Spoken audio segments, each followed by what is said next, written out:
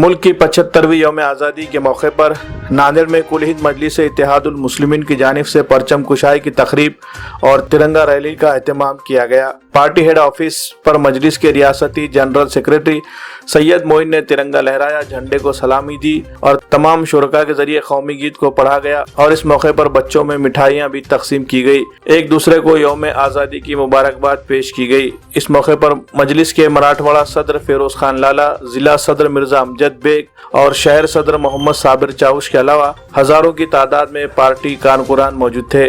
परचम कुशाई की तकरीब के फौरी बाद तिरंगा रैली का इनेकाद किया गया। सुबह 10 बजे पार्टी ऑफिस से रैली का आगाज हुआ। शहर के मुख्तलिफ रास्तों से होते हुए पार्टी दफ्तर के उसी मुकाम पर रैली का इख्तिताम अमल में आया। रैली में हुब्बुल वतनी के गीत सुनाए गए। जहां जहां से रैली गुजरती रही, लोगों ने शानदार अंदाज में रैली का इस्तकबाल किया।